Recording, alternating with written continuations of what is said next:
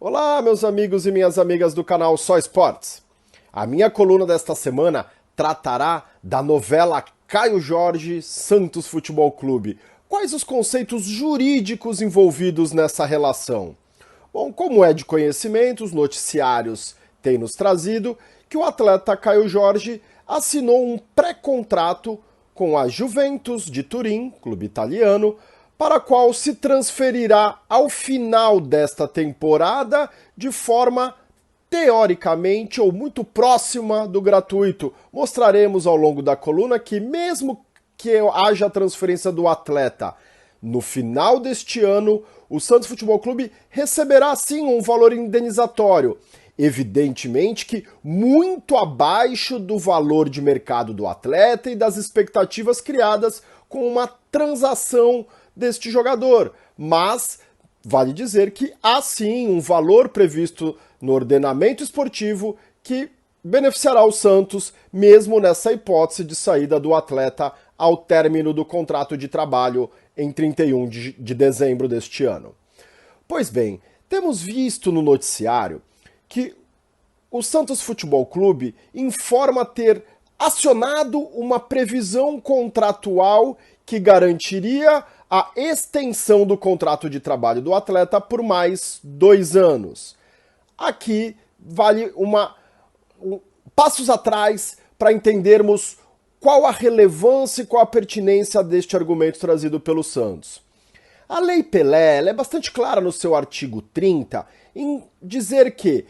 todo atleta, a partir dos seus 16 anos de idade, pode firmar um contrato de trabalho com o prazo mínimo de 3 meses e o prazo máximo de 5 anos. Essa é a previsão trazida pela Lei Pelé. No entanto, há um conflito de conceitos quando analisamos o regulamento de status e transferências de jogadores da FIFA. Isto porque neste regulamento, mais precisamente no seu artigo 18.2, quando trata da relação contratual de atleta com clubes, ele é bastante explícito em prever que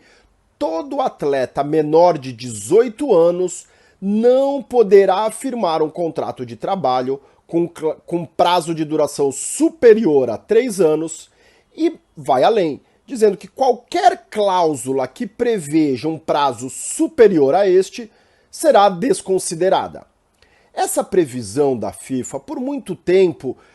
por um conceito administrativo da CBF, a CBF sequer registrava contratos de trabalho de atleta menores de 18 anos por um prazo superior a 3 anos, o que de fato conflitava com a norma nacional Lei Pelé, como mencionei, o artigo 30. Diante deste cenário, há alguns anos a CBF alterou este entendimento, inclusive introduzindo no seu Regulamento Nacional de Registro e Transferências de Atletas de Futebol uma observação no seu artigo 7º, parágrafo único.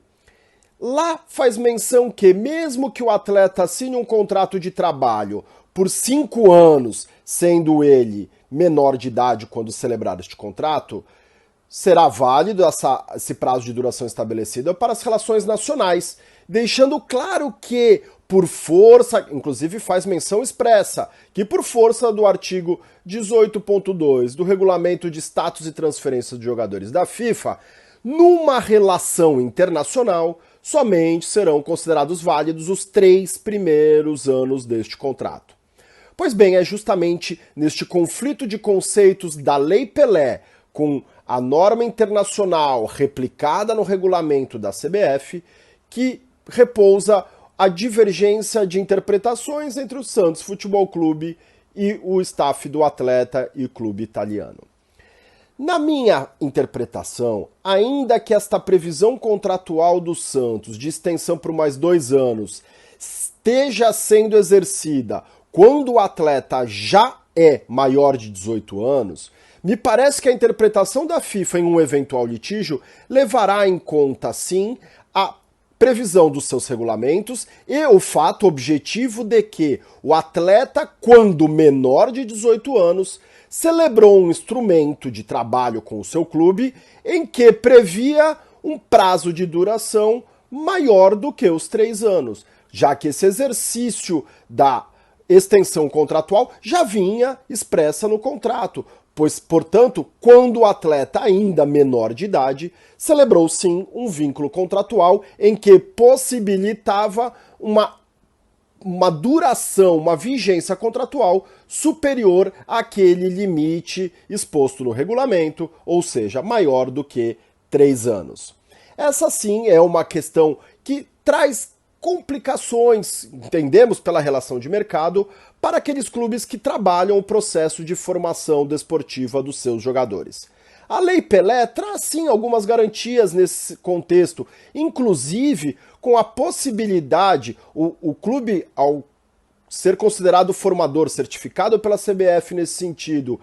tem como principais direitos a celebração do primeiro contrato profissional com este atleta e mais, decorrente deste primeiro e principal direito, também tem o clube formador a prioridade na renovação deste primeiro contrato de trabalho. Isso sim também traz uma possibilidade para ampliação de vínculos contratuais de jovens jogadores com os seus clubes. O grande impasse é que estas previsões da Lei Pelé fazem sim, têm sua plena vigência dentro numa relação plenamente nacional, envolvendo partes nacionais. A partir do momento em que a relação comercial passa ao âmbito internacional, aí sim passa a ser válido e plenamente eficiente, eficaz, as previsões contidas no regulamento de status e transferência de jogadores da FIFA. Nesse conceito, me parece que, diante do caso concreto, há sim a possibilidade de que o atleta vá de forma menos onerosa, falarei agora sobre o porquê não de forma gratuita, mas que saia assim de forma quase gratuita, levando em proporção o seu valor de mercado, ao final do seu contrato, ao final do terceiro ano de vigência do seu contrato com o Santos Futebol Clube, agora no dia 31 de dezembro deste ano. E por que eu digo que não há o atleta não será absolutamente de graça? Porque há também a previsão nos regulamentos da FIFA de uma indenização para aqueles clubes que contribuem para a formação desportiva de um atleta. Essa indenização denominada como Training Compensation. E essa indenização ela é devida também nas hipóteses em que o atleta, mesmo sem contrato com um clube, mude para uma outra associação nacional. É o caso que acontecerá com o Caio Jorge. Essa indenização ela é válida, a Training Compensation, até a temporada em que o atleta complete 23 anos de idade, portanto, aplicável à hipótese do Caio Jorge. E essa indenização ela leva em conta uma categorização aplicada ao clube de destino, no caso que nós estamos comentando, a Juventus de Turim. Sendo a Juventus categorizada pela Associação Italiana como categoria 1, o que se presume, a indenização corresponderá a 90 mil euros por cada ano em que o atleta esteve vinculado ao seu clube anterior, com uma diferença que, no cômputo dos 12 até os 15 anos de idade, valerá como base de cálculo o valor atribuído à categorização 4, correspondente a 10 mil euros. Portanto, na hipótese concreta do Caio Jorge, o Santos deverá receber uma indenização em torno de 400 mil euros, ou talvez um pouco menos, o que, evidentemente, não corresponde em absolutamente nada à expectativa de receita quando se negocia um atleta deste perfil e deste potencial.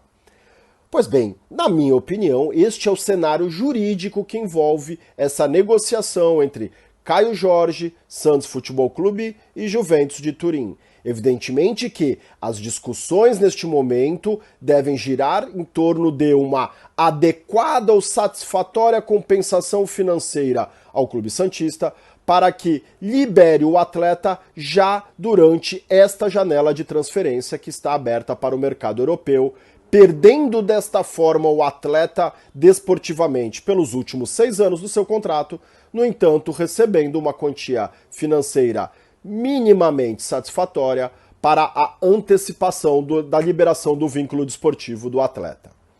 Pois bem, esta foi a minha coluna desta semana. Para você que gostou, deixe seu like, deixe o seu comentário e não se esqueça de se inscrever no canal Só Esportes. Um grande abraço a todos e nos vemos na minha coluna da próxima semana. Até lá!